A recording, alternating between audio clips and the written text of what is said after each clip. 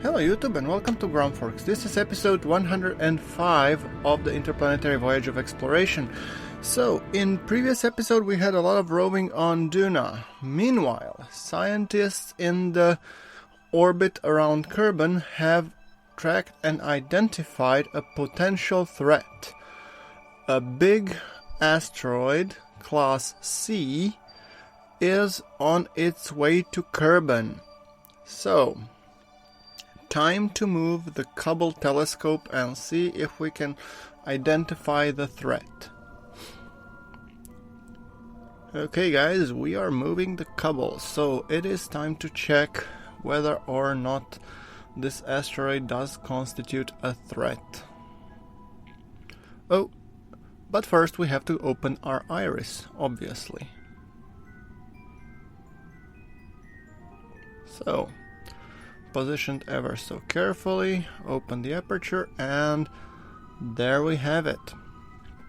So, following what comes is a little bit tedious work of fiddling until we actually can see the damn thing, which took me like a good portion of let's say an hour, so I'm just cutting here to the chase in where I'm actually zooming stuff and trying to take some pictures. Sorry to disappoint you guys, I wasn't able, due to some bug, to actually catch and see the asteroid itself. Well, from what I understood from the forums, you should be able to see it, but yeah, for some reason when it's tracked you should be able to see it, but despite how close do I get, I wasn't able to.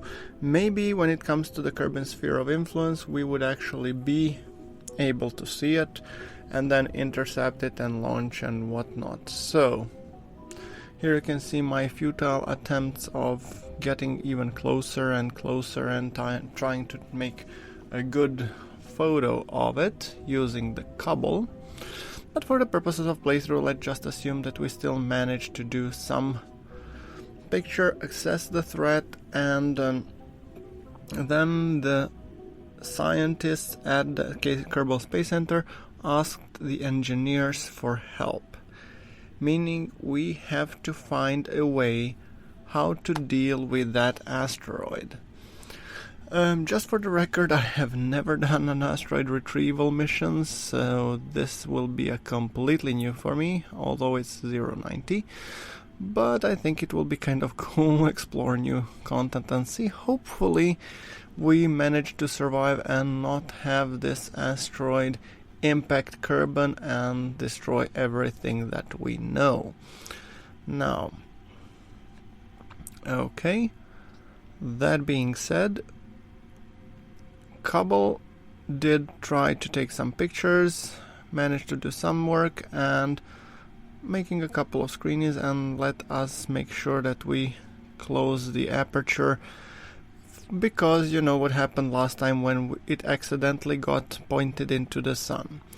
Now, checking in how the trajectory of the asteroid will work, and its periapsis should be in roughly 100 days, meaning that that's how much we have to come up with a viable solution and on how to do with it. So let us add an alarm in roughly 85 days, which should basically say asteroid threat, to remind us that this big boy is coming towards us. And let us set the time in 85 days or 95 days. So we have enough time. Now, what we need to do is look in our tech tree and see what technologies are we missing to be able to make such a thing. Fairings, and we have here asteroid retrieval, which will give us the advanced grabbing unit, or also known as claw. So this is something that we're definitely lacking, and this is something that we will need. So Sorry, I wanted to have more research done on the more advanced stuff, but this is necessity taking over, so... Okay. Let us now check in terms of... What do we have here? And I was thinking first doing the manned mission to have a hero who will be doing that, but I think our tech is far advanced enough that we can actually do an unmanned asteroid retrieval mission using remote tech. I think it will be kind of fun.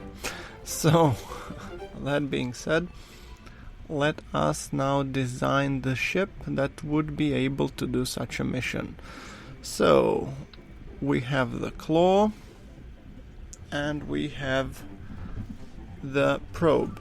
Now I'm looking for some flat tank to be basically as big as it possibly can, but also not to be too high, because it will be simpler for us that if that kind of lander or grabber is flat. So, putting a couple of tanks on the side. I'll definitely make the main tank feed into these four, because these four will be housing the engines. And for the engines I was thinking either Nervas, which would give us a very high delta V but low thrust to rate, 1.21. So I'm actually looking for something with a little bit more kick. And I'm now thinking something like this. So this has a thrust weight of 7.42, meaning it should be powerful enough, and it has delta V of 2.4, which leaves something to be desired. So I am not too happy with the amount of delta V that we have. So, but maybe it will be okay actually. So let's see. Then we want to put one self-destruct unit if something goes wrong. Then we want to be putting what else do we got?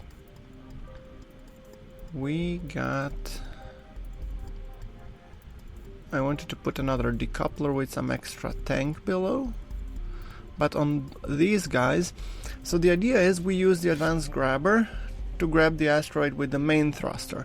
However, to be able to fully, flip it back and forth, we need some RCS attached to the asteroid itself.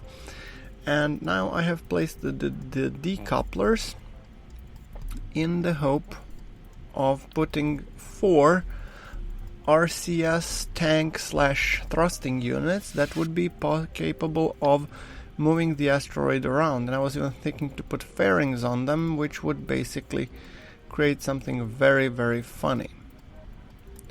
Now, thinking about that, I don't think it's the smartest way forward, honestly, so I might actually just remove that.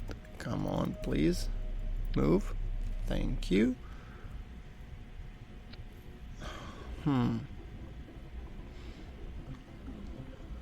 Let's see how it would look like if I put 4 fairings. No, we won't use fairings. It's very tricky to go through these parts once they're really attached. Then it's like, come on.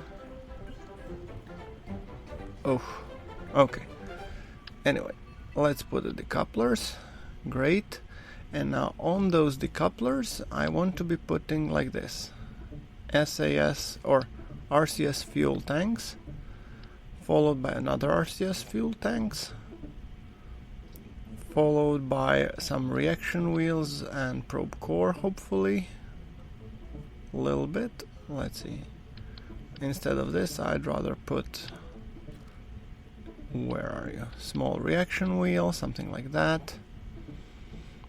Then we have to put some sort of probe core. Maybe like this. On the top it should be fine enough. And then we should put some more advanced grabbing units, claws. and then the RCS and probably a battery, I'm thinking, on each of them.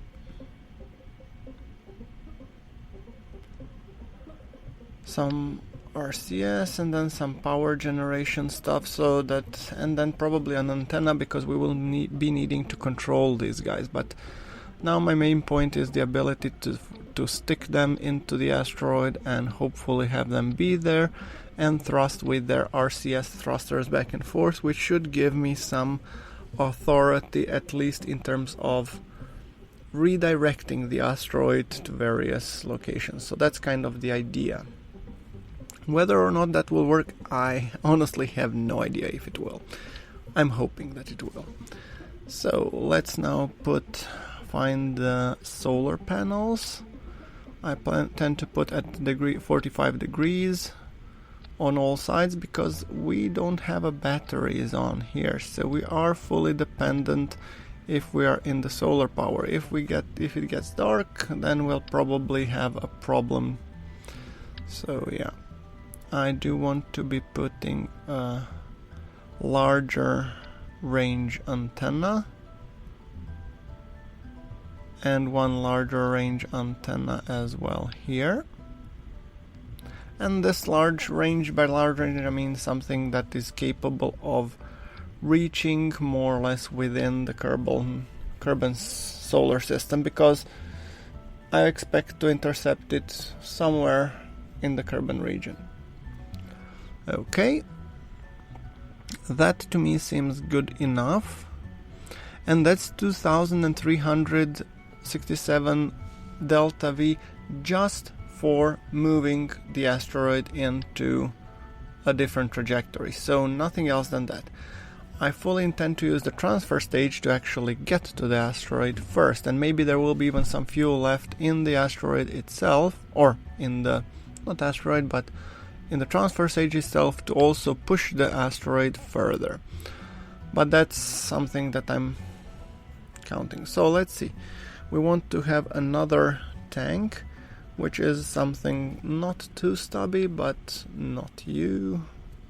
Come on, where are you? Let's just first fix the staging, shall we?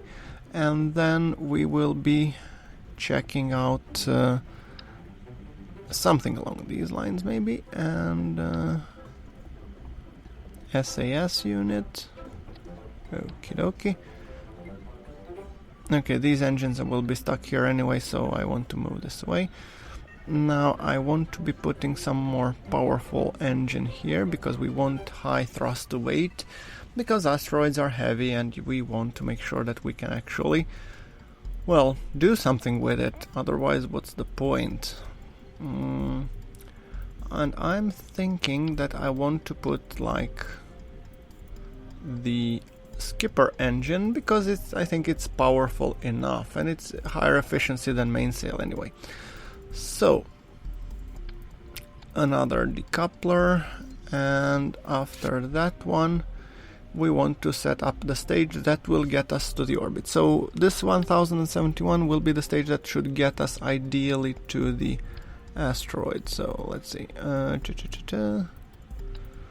Actually, I think it's even better if we put everything in a fairing and a 5-meter one, and then make a rocket around it. So basically this transfer stage is simply for getting to the asteroid, doing stuff there, and the rest should hopefully be enough to make sure that we can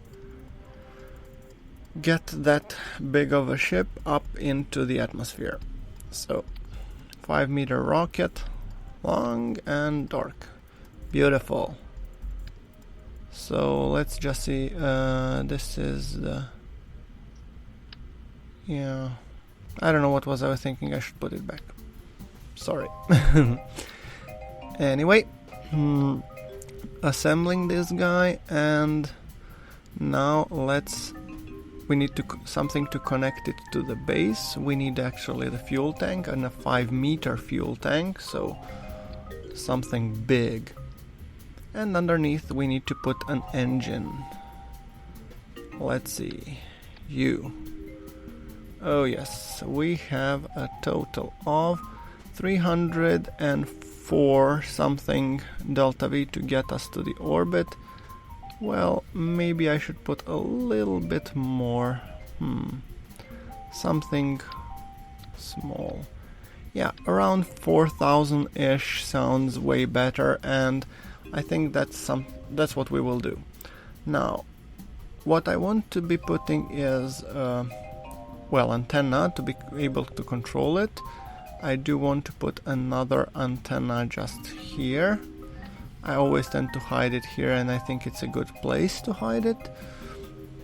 And then I want to be strutting this bad boy to its base so it doesn't wobble like a wet noodle. And yeah, I think it's kind of big-ish. So let's put an SAS unit somewhere here.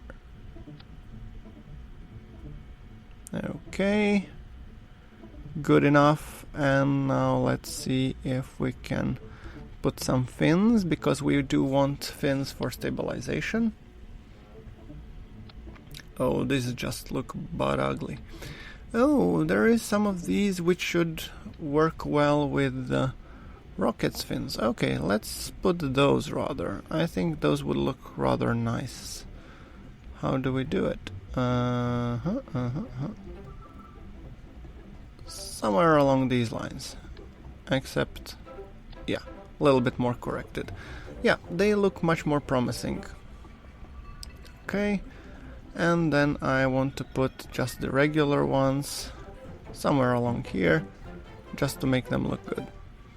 I mean, this is a very heavy rocket and I don't want it to wobble, so let's just briefly test to see if everything is correct. And we have blast off, we have more than enough thrust to weight, and we have more than enough delta V, hopefully.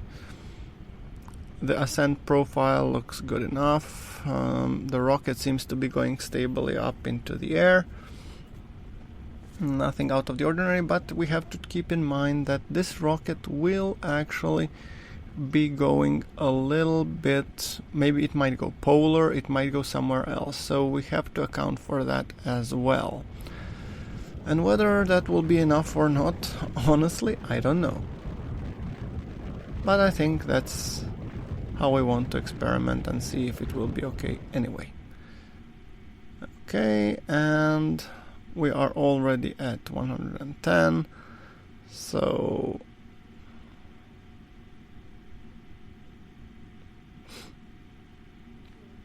okay. Preparing for the circularization burn. Just seeing that it will be working correctly. Ditch the fairings. And since this is a very heavy rocket, a little bit of engine thrust does help it turn. And then just kicking the gas as it is supposed to.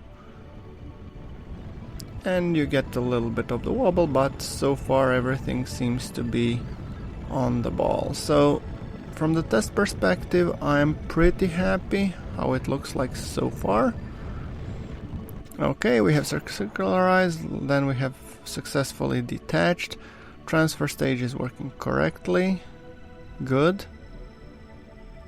Let us now try and decouple one of our mini claws. See if that one will work.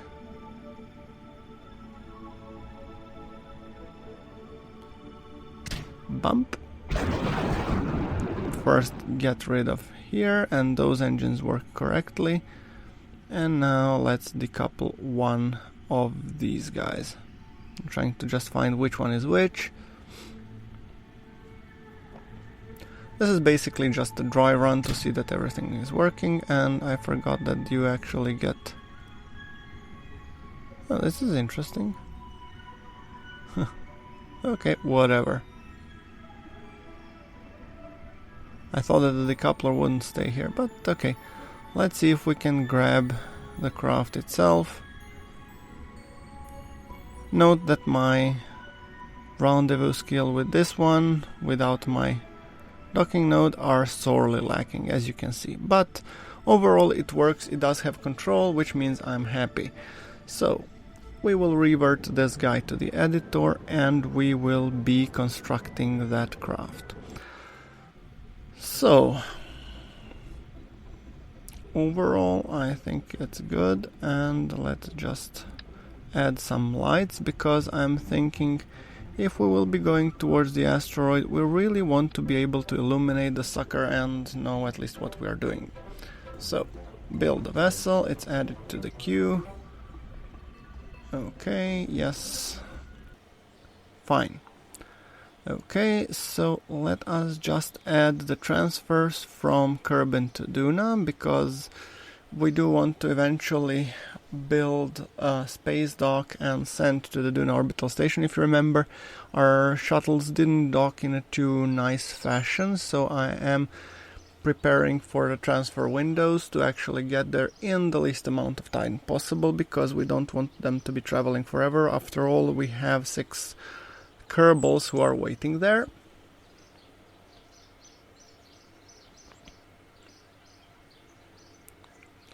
Okay.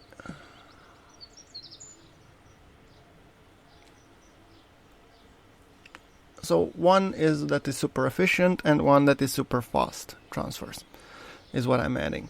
Then I want to be adding from Duna back to Kerbin, because we have to think about when will our guys actually return back. And I'm trying to put somewhere here, see if we can actually afford to have some Kerbals coming back at this hour. And actually, since we're already in a 20-ish range, I think I'm gonna call this for the episode. Yeah, like if you like the episode, hit subscribe for more KSP content that will be coming soon. And after we are done with this, I'm gonna thank you guys for watching, and I will for sure be signing off. Now, one thing to do before we do is to actually see if our Kerbal construction time has everything in, but yeah. So, yes, we have the asteroid retriever, and we just have 9 days until it completes. So, we want to make sure that it gets completed, and after that we will probably start thinking about the Duna refueling station, but that will be coming in the next episode. So until then, thank you very much guys for watching. This is GrunfWorks signing off.